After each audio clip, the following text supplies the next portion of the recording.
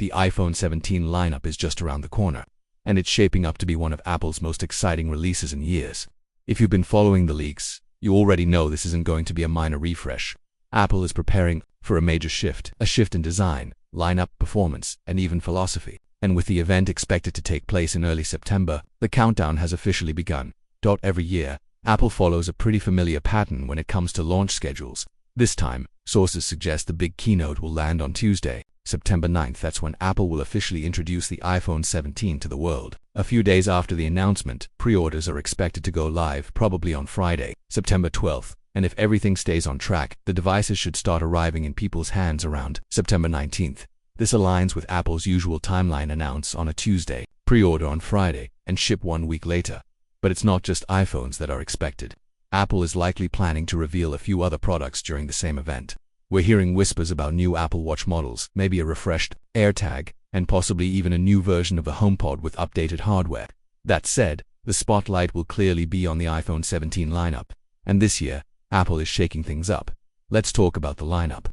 For the past few generations, Apple has kept things fairly consistent: a standard model, a Plus model, and then the Pro and Pro Max at the top. But for the iPhone 17, Apple is dropping the Plus model altogether. Instead, we're getting something new: the iPhone 17 Air.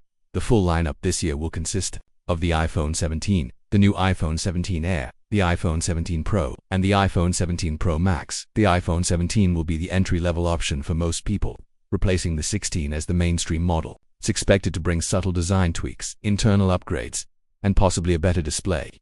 But it's the iPhone 17 Air that really stands out. This device is replacing the Plus model, but it's doing more than just filling a gap. The Air is designed to be something different: thinner, sleeker, lighter. It's not just about specs, it's about style. Apple is positioning the 17 Air as more of a lifestyle product. It may have fewer features than the standard 17, for example, only a single rear camera and a smaller battery, but its thin design and lightweight form factor are expected to attract a different kind of buyer. Think fashion-forward users who care about how a phone feels in the hand or looks on a table, even more than the number of megapixels. The Air might cost more than the regular iPhone 17, even with fewer hardware features, simply because it looks and feels premium. Apple knows its market, and it knows that style can sometimes outweigh specs. On the other hand, the Pro and Pro Max models are taking the performance route.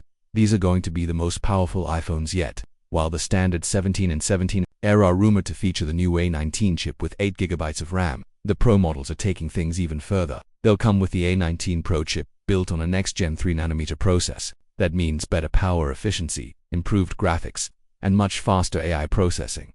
One major reason for this performance boost is Apple's push toward on-device intelligence. With iOS 26, Apple is introducing advanced language models that can run directly on your iPhone. That means your phone can process AI tasks, like summarizing texts or generating responses without needing to connect to the cloud. But for this to work smoothly, the chips need to be powerful, and the memory has to keep up. That's why the Pro models will come with 12 GB of RAM, to 50% more than last year. Interestingly, the 17 Air might get its own unique chip as well, the C1.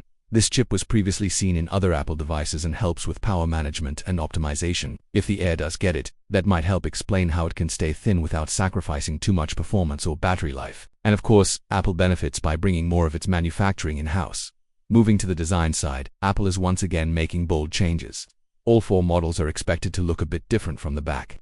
While the standard iPhone 17 may stick to the familiar dual-camera layout, the 17 Air and the Pro models are rumored to adopt a new visor design. This means the camera bump will stretch across the top portion of the phone, rather than just sitting in one corner. For the Air, the visor will wrap around a single camera. On the Pro and Pro Max, it'll be wider to fit all 3 lenses. This new design isn't just for aesthetics. The wider visor may help reduce the wobble when the phone is placed flat on a surface, a small but meaningful upgrade for people who don't use a case. To go along with this new layout, Apple might also reposition the Apple logo slightly lower on the back, creating a more symmetrical and modern look. One surprising rumor is that Apple could switch materials again. Last year's Pro models used titanium, which made them lighter but also stronger. Now, there's speculation that Apple might bring aluminum back to the Pro lineup. Meanwhile, the 17 Air is expected to keep the titanium frame. This is unusual, because aluminum is generally cheaper and not as strong, so it's strange to see it used on higher-end models.